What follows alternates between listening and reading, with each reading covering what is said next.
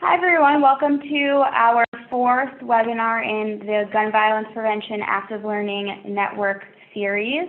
Thank you all for joining us. I just wanted to quickly go over, for those of you that haven't used Zoom before, how to navigate our webinar today. You should all have a little panel with a few different button options. So we have the audio settings, so you could join if you haven't done so already. You can join by phone or you can stay on your computer. And you also have speaker and microphone options. The Q&A button, throughout the webinar there will be different presenters and a few different times where you can have your questions answered, but all throughout the webinar feel free to type in your questions in the Q&A box, and we will do our best to get to all of them. The chat button, if you'd like to send a message to the entire group or certain participants or presenters, you can do so. And there's also a raise hand option. If you'd like to be unmuted, we can try and do that for you. Again, I see we have some more people that just logged on. Welcome to our Active Learning Network webinar on engaging youth in gun violence prevention initiatives. This is the fourth webinar in our series. And our first presenter today is Nicholas Kitchel from Generation Progress, where he is a Senior Advocacy Associate. And the Generation Progress is at the Center for American Progress. He works on gun violence prevention and criminal justice reform. Previously, he worked as a White House Advance Associate and as a field organizer for the Iowa Democratic Party 2014 coordinated campaign. Additionally, Nicholas served on the College Democrats of America National Executive Board and interned for the White House Office of Public Engagement and Intergovernmental Affairs, Public Citizen, the Democratic National Committee, and California Governor Jerry Brown. Nicholas graduated with honors from the University of California at Berkeley in 2014 and is from rural Northern California. Thank you so much for joining us today, Nicholas. Yeah, thank you so much, Tracy, for having me on this webinar. Thank you so much to the Religious Action Center for inviting Generation Progress to participate. We can go ahead, I think, Tracy, and just go ahead and jump to the next slide. So for folks who haven't heard of us, Generation Progress is the youth engagement arm of the Center for American Progress, which is a big progressive think tank based in Washington, D.C. And so while CAP, Center for American Progress, works on virtually every issue area, we really try to hone in on the issues that matter most to young people, to millennials, which we generally characterize as about 18 to 35-year-olds. And so we work on, of course, gun violence prevention, criminal justice reform, as well as we run the Higher Ed Not Debt campaign, which focuses on college affordability and access. And we also do work around economic justice. And so, we really try to focus on those issues that young people have identified as important to them, and really work to engage young people to uplift their voices, and make sure that, in the think tank space and also in the policy space and across the country, when we're talking about these issues, that young people really have a seat at the table and the opportunity to really engage and make a difference on these issues. And also, I'll just say before we jump to the next slide that if you do have any questions, I know that Tracy mentioned, feel free to add it to the Q&A or in the chat box. But if you also want to tweet using our hashtag, which is hashtag #FightForAFuture at the bottom of the screen there, feel free to do that as well. But we can go ahead and go on to the next slide then, Tracy.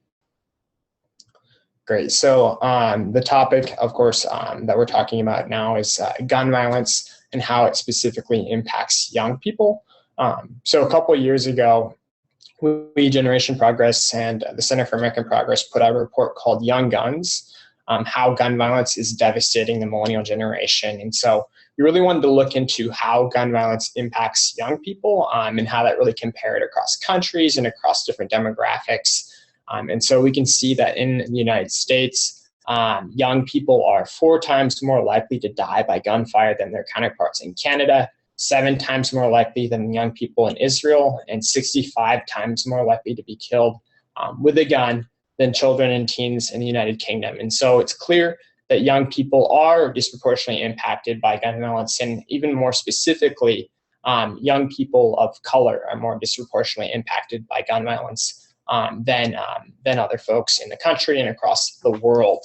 And so we can go to the next slide.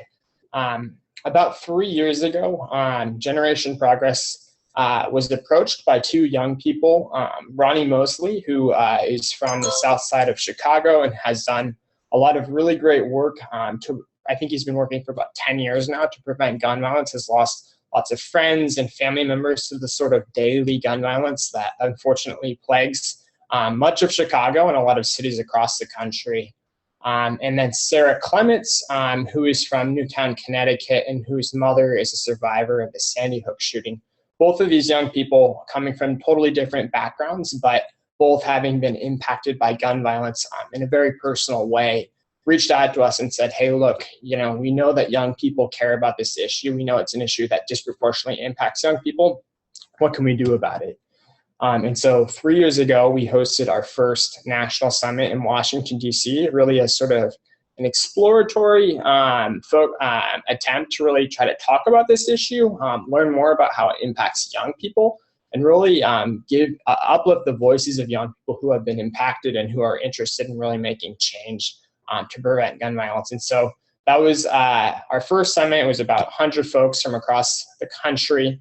And really one of the biggest things that came out of that summit was the formation of what we used to call our Gun Violence Prevention Network, which is now our Fight for a Future Network. And I'll talk about that a little bit.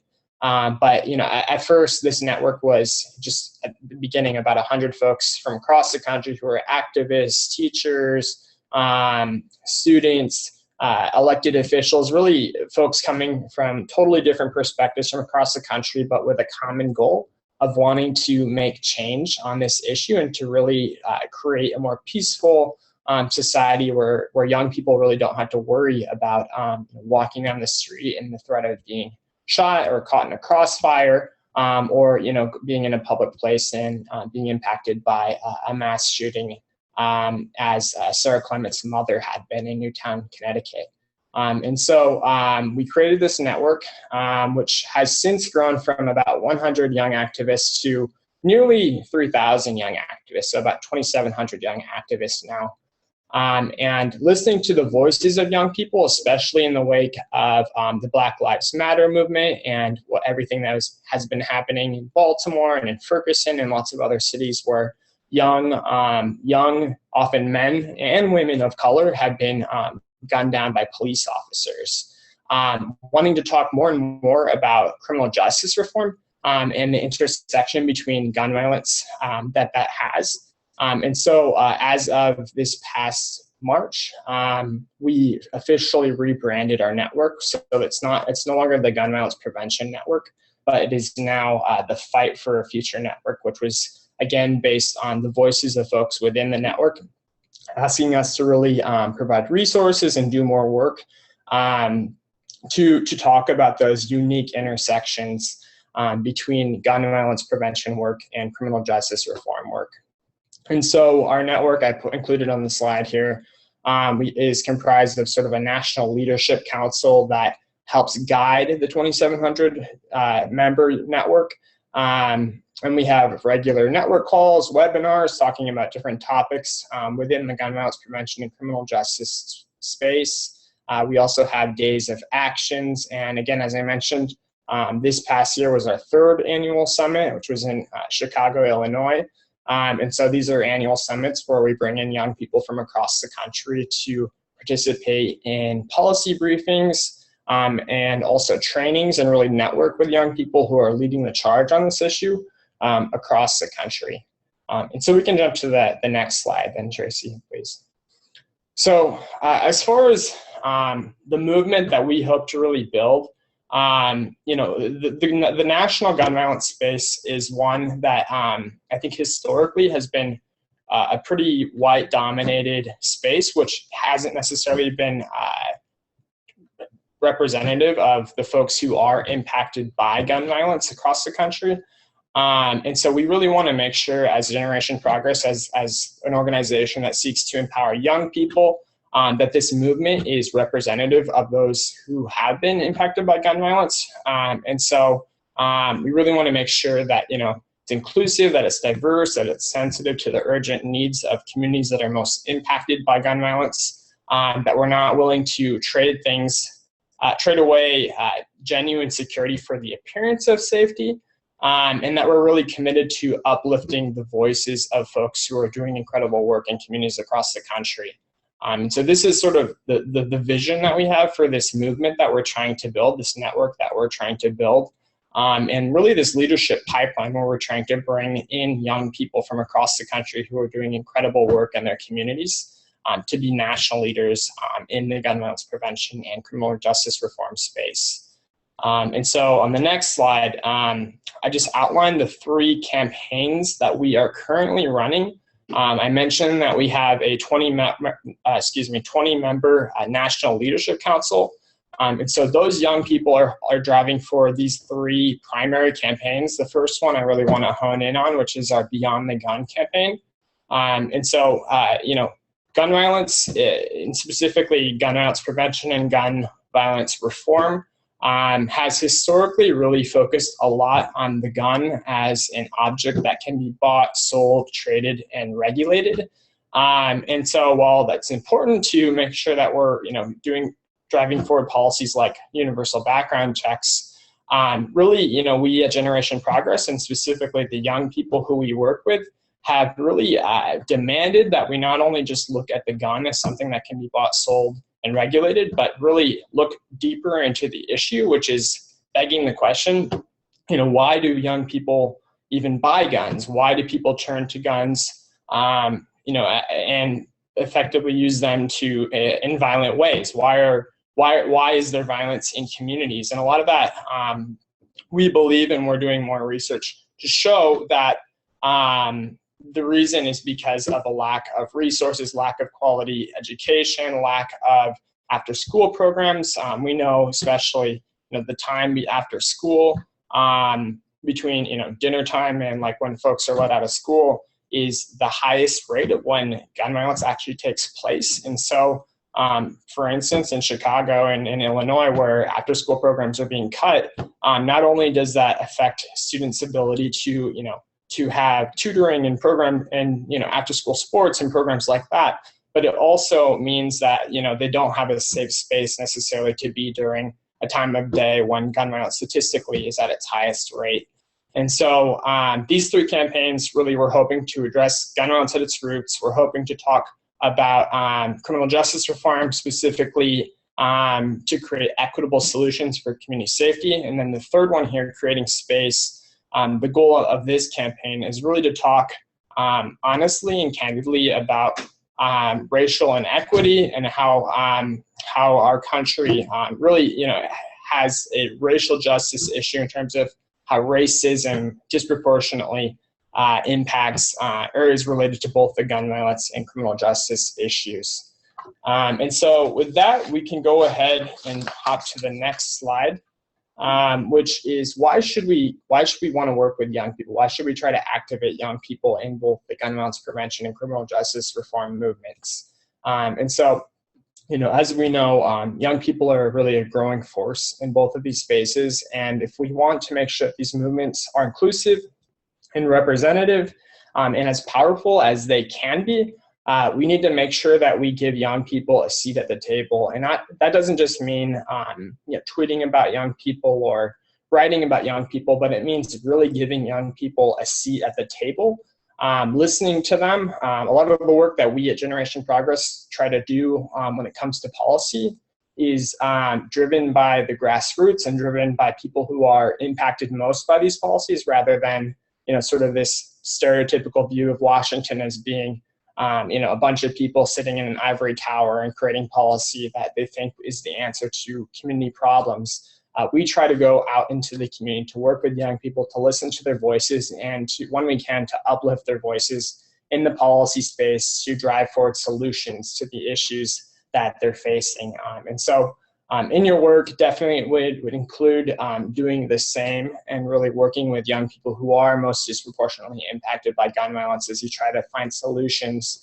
Maybe that's different community programs, to really educate young people about gun violence and about alternatives to violence, or maybe, maybe this is more so blogging or tweeting or social media focus for your organization as well. And so the last, I have a couple more slides. We'll go to the next one, which is a little bit more about strategy. And so, if you really want to engage young people in this fight, in this space, I recommend making sure you talk about the issues that matter most to them. And so I talked a little bit about how we decided to include criminal justice in this sort of portfolio of issues.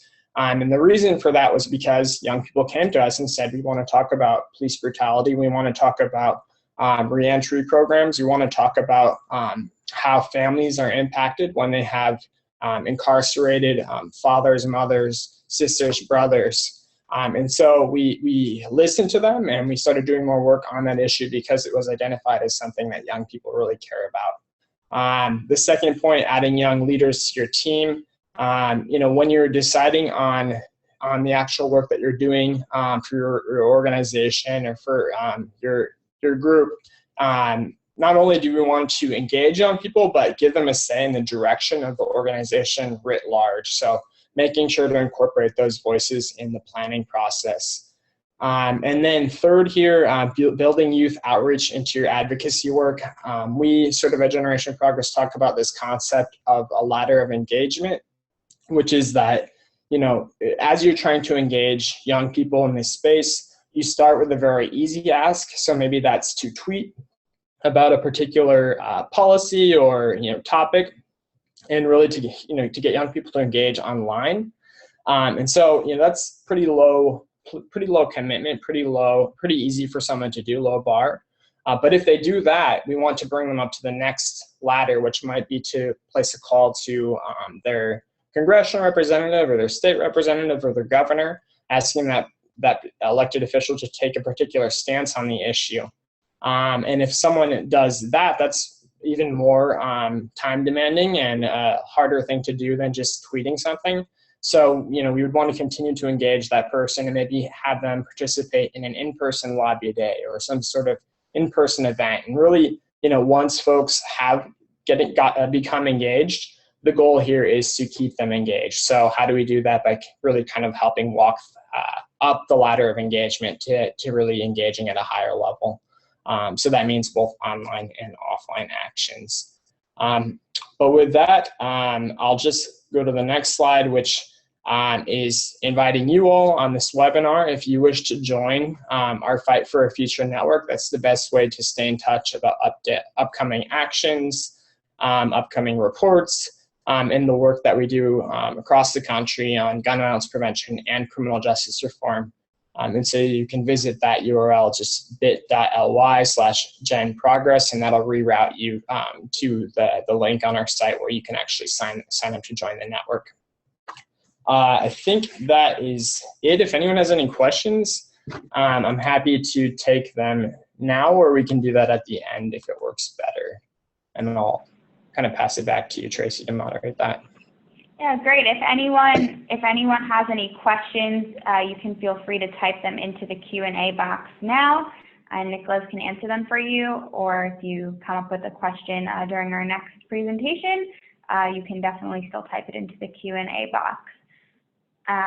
Seeing as there are no questions right now, I'm going to introduce our next speaker, but just know that you can ask a question at any time in that Q&A box.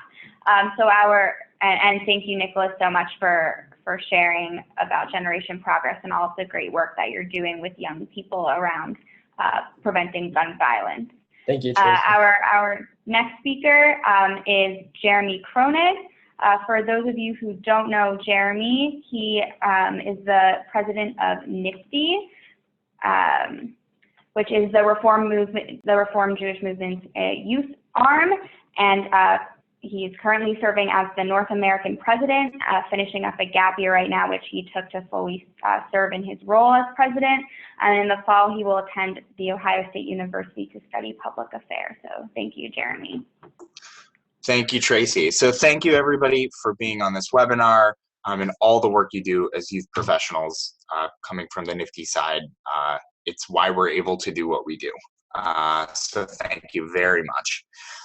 So you can go to the next slide, Tracy, and you'll see that gun violence has been a central part of NFTY's social justice work these past 2 years. And NFTY has really taken on the phrase, enough is enough, and join us in saying not one more. So you can go to the next slide.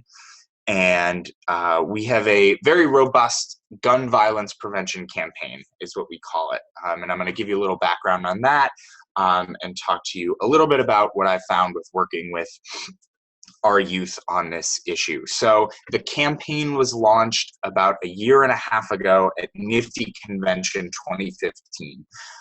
So thousands of NFTY teens from across the country came together in Atlanta in February, and I'd be remiss talking to youth professionals not mentioning that NFTY Convention 2017 is in Chicago this year. Send all of your teens, it's going to be amazing. But at NFTY Convention 2015, we heard from incredible speakers on this issue, and our member base, thousands of teens, the hyper-engaged teens, heard for the first time coming from NFTY about this issue, learning more about the issue and getting passionate. So this education for NFTyites continued throughout the spring of 2015, and you can go to the next slide, as we began to translate this into action. As NFTY, the URJ, and the RAC were founding partners with Everytown for Gun Safety on the first National Gun Violence Awareness Day on June 2nd, 2015. Also known as the Wear Orange Day. And the idea behind this symbolism is that hunters, when they go hunting, wear orange to announce themselves to other hunters. So it symbolizes the right to live free from gun violence.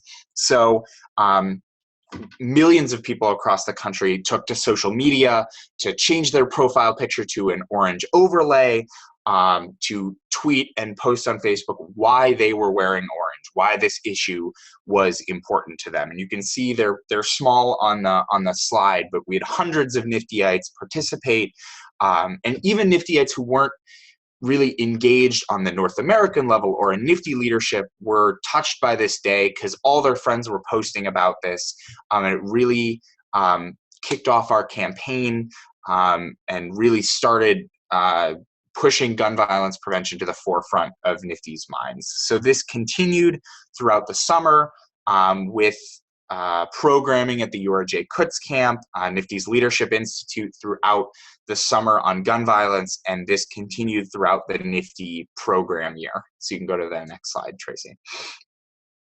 So as you see here, we have the NFTY regions. NFTY has 19 regions across North America, 8,000 or so teens we engage throughout the year. And the program year runs from about the end of summer, to about right about now. So we had, this past year, we had every single NFTY region, all 19 regions, participated in some form of innovative programmatic experience on gun violence. And we found this to be really successful because this wasn't the RAC putting out a program that everybody should run, or NFTY on a North American level that everyone should run. We gave them the initiative to program on this issue, and teens in this very geographically diverse community took the initiative and felt ownership because they programmed on it in their own way. So some examples of these this programming were memorial services, memorializing the victims of gun violence. There was a great interactive CSI sort of solve a murder type program that explored gun laws and loopholes. And we saw some NFTY regions forming some interfaith partnerships in their local communities with other organizations on this issue. And the objective of this was to raise awareness, educate our member base, and mobilize thousands of teens around this campaign, which was incredible that, with all these, all this action going on around the country, that even the most, not hyper engaged NFTyites were getting touched by this campaign because they were at these regional events. So Tracy, you can go to the next slide. Action on the North American level as a movement continued, as there was a letter sent by myself and Rabbi Rick Jacobs, the president of the URJ, to President Obama, urging him to take executive action on the issue of gun violence. And as you can kind of see the date, this was right after the San Bernardino attacks in early December. And the reform movement, NFTY, the URJ, the RAC, all took a stance saying President Obama must take action on this issue. And so the letter that was sent to the White House was made public online and allowed for people to sign on to this letter virtually on the internet, to add their name to the letter to further pressure the president. So we had hundreds of NFTyites working to sign, get people to sign on, and had hundreds of NFTyites sign on to this letter. And if you go to the next slide, as many of you probably know, the advocacy by not just the reform movement, but many, many organizations, many people worked. And in early January of 2016, President Obama took executive action about gun violence, and actually this past Friday reaffirmed the work he was going to do very strongly. But you can see that this was a very proud moment for NFTY and for the reform movement, that we, even a small part, played a part in taking action. And this was a big moment for NFTyites who, if you can put yourself back in the high school mind of, not really treated with respect in your high school when you're just a high school student, to be able to feel that you made an impact on a national level is something that really drives our work forward, that really inspires NFTY teens every day, that they can play a part in this. So you can go to the next slide. And so the NFTY programmatic year, as I said, is wrapping up. The last regions are having their last regional events. And so we're looking forward to what is next. What are we going to do going forward? So we're looking at June 2nd, 2016. So the second annual Gun Violence Awareness Day organized by Everytown for Gun Safety. And again, we're urging members of the reform movement, members of NFTY, to post why they're wearing orange, and really hopefully, have the same social media presence we did a year ago. And we are hoping to have translate the momentum that we've gathered this year into real meaningful action in local communities on the day of June 2nd. So we've partnered with the Do Not Stand Idly By campaign, which I know has been talked about on a previous webinar, so I'll just give a very brief outline. If you go to the next slide, Tracy, you can see on the left there, that is a smart gun, which the basis of smart guns is that only the authorized owner of the firearm can fire it, meaning either you have a watch, you see there, which allows you to fire the gun and no one else. So this campaign through Metro Industrial Areas Foundation, the basis is that they are trying to utilize the purchasing power of local municipalities to create a market for smart guns. So local mayors sign on to this campaign, basically saying that if smart guns were in the market, which they aren't currently, that they would purchase them for their police force. So it's a really innovative way of trying to create a market so that the gun companies finally actually put the money into producing smart guns. So they have 85 cities right now on this campaign, and we are going to have, if you see the cities here and surrounding suburbs of these cities, we are going to have NFTyites leading the charge, actually going to their mayor's offices and advocating that they sign on to this pledge. So very excited about this. Having, NFTyites, it'll be about 15 to 20 cities, depending on the suburbs, how they work out. Having NFTyites reach out, make the mayor visit, make an appointment, and go with other NFTyites to advocate, get trained, and then advocate on this issue. So something we're very excited about.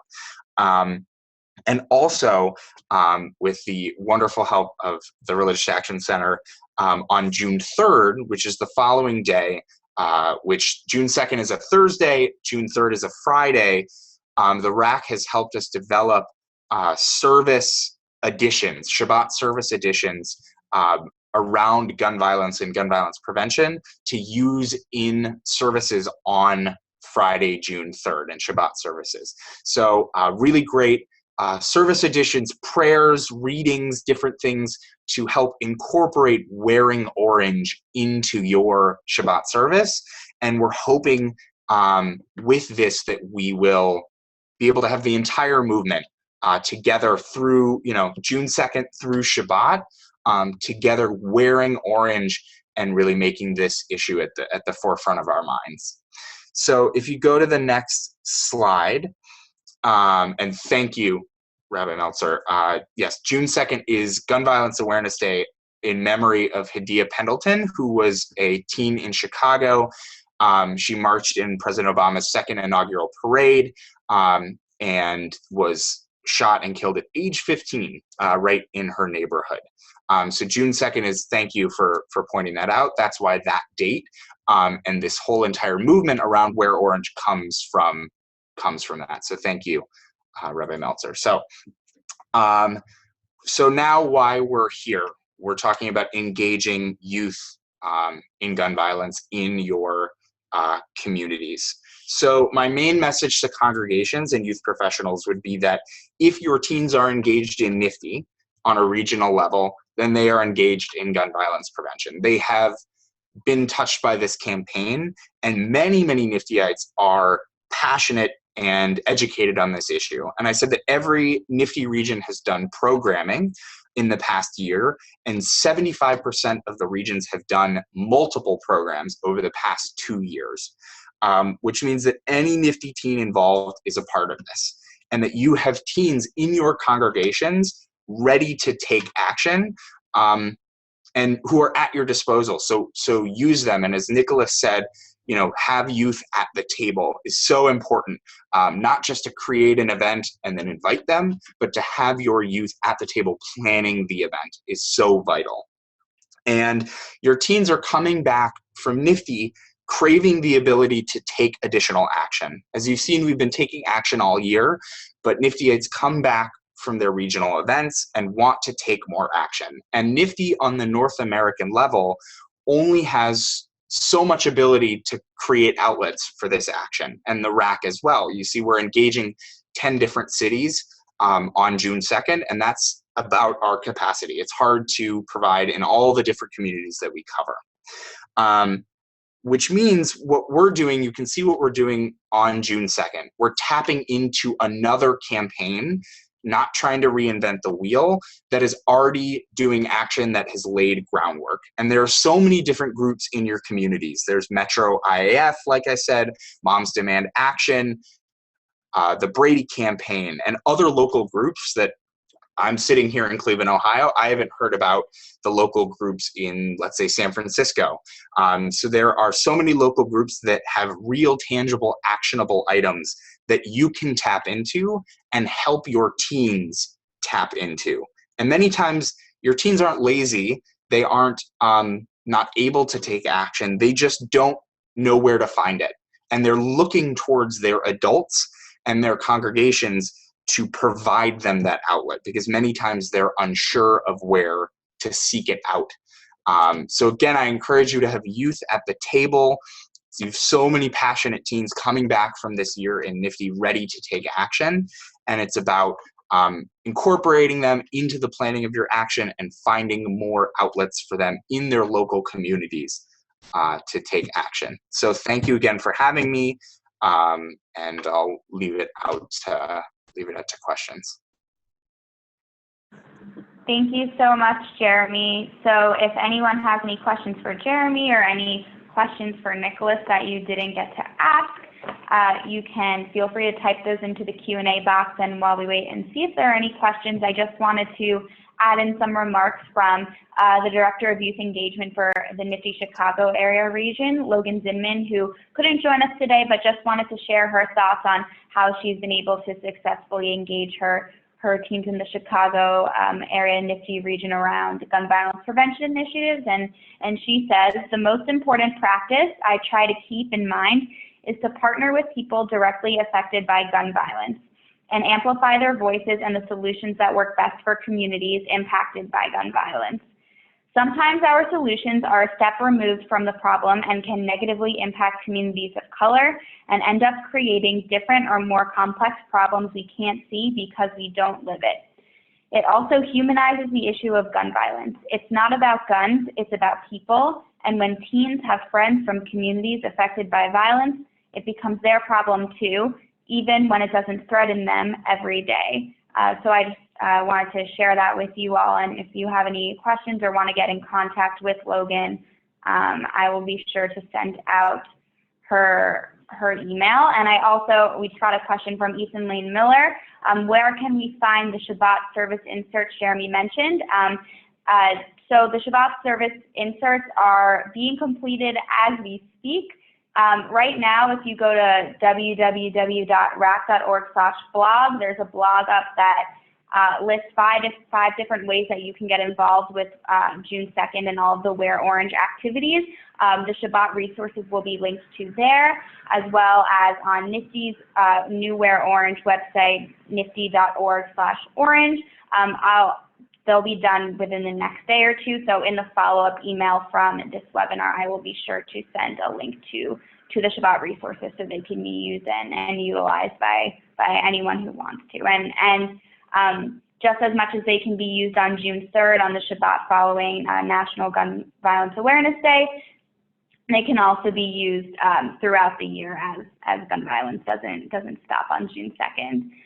So seeing no other questions, I'm going to introduce Rabbi Joseph Meszler from Massachusetts, Temple Sinai, and he's going to be sharing a little bit about his congregation's program called Swords into Plowshare. So thank you, Rabbi Meszler, for joining us. Thank you, Tracy. Am I on here? Let me try this. Yes. You were just on. There you are. There we go. Sorry. There we go. So hi, thank you very much. I really want to thank the other two speakers. So one of the challenges about in this topic is what kind of direct action can youth take? And one of the things that I did, first of all, was I went and got the NFTY programs, and I did those with my 9th and 10th graders in my Hebrew High program. So that was really terrific. And I got things like these little table tents with facts on them and left them on the tables, and there was all kinds of great things. We have an active book group, and if anybody really wants a terrific primer on this, the book Enough by Gabrielle Giffords and Mark Kelly is really fantastic. It's really written by Mark Kelly, and that's a very accessible book. That's really a primer on this issue if you're really looking for statistics and information. So what do we do about direct action on this? What can youth do? So what I noticed a few years ago was that our local police department was trying to address gun violence in our area, and they were doing things like giving out free trigger locks to lock up a gun and all sorts of information. So what I did was I've met with our local police chiefs, and I created an interfaith meeting of different ministers and rabbis and actually our local imam. And we all met with 2 police chiefs, one for my town and one for the neighboring town. And we took the information that the police departments were trying to give out about gun violence and made them available at all of the different houses of worship. And everybody who took one also pledged to give a sermon on this topic. And so that was the Swords into Plowshares effort. And you can see that what I did was with my 9th and 10th graders is we assembled these displays, and they have a little brochure in them about if you have a gun in your house that you would like to get rid of and dispose of, and you want to just, and you don't know how to do that, you can contact the information on this flyer, and that came from our police department. Also, the Youth Handgun Safety Act notice, and more importantly, they gave out these free trigger locks that are now giveaways And even if, and I've actually wound up, they've disappeared out of my lobby, and I keep having to replenish them. And I hope they're being taken for the right reasons, but you never know when you give out a freebie. But I'd like to believe that they are. And in any case, because it's in the lobby of the synagogue, it makes a statement. And there's also these pledges called Project Child Safe's Child Pledge that parents can sign with their children. I will not handle guns, I will never play with guns, I won't go snooping or allow my friends to go snooping for guns in the house. And so this is something that parents can do, and we're going to give this out to all of the parents of our Hebrew school, and this stays in our lobby as a statement that we care about this issue. Just this week, there was an article that 23 toddlers have been involved in gun violence so far this year. So this is a way of saying that we care about this issue around gun violence prevention. And to have our teens learn, we watched a documentary, Living for 32, and then we assembled these together, and so they learned about these, about this issue, and now they recognize it and want to know more about it. It's followed up by a bulletin article. And so this is just a way that we can actually engage youth in direct action. So thanks, Tracy. Thank you so much. That sounds really interesting and like a great way to get especially younger teens involved. You mentioned 9th and 10th graders could help put together the displays, and in that they get to learn about the issue and what they're actually creating. So I just wanted to give a huge thank you to all of our speakers today. Unfortunately, Nicholas had to jump off to get to another meeting, but his contact information will be in one of the next slides right after I go over the next steps for the Active Learning Network and how to remain engaged. So like I mentioned earlier, new Wear Orange resources, including a Shabbat toolkit and ways to get involved with the mayoral meetings that Jeremy mentioned, are available on our blog, rac.org/blog, and on nifty.org/orange. And they will also be sent out to you via email. So please stay up to date with those and really engage your teens and your entire congregation around National Gun Violence Awareness Day.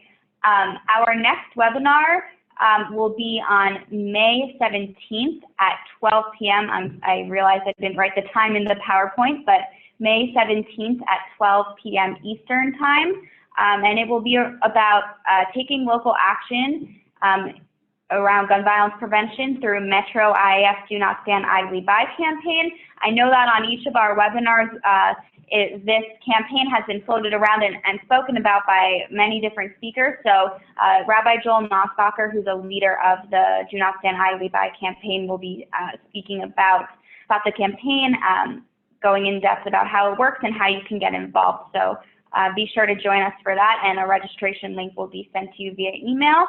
And we'll also be in the tent.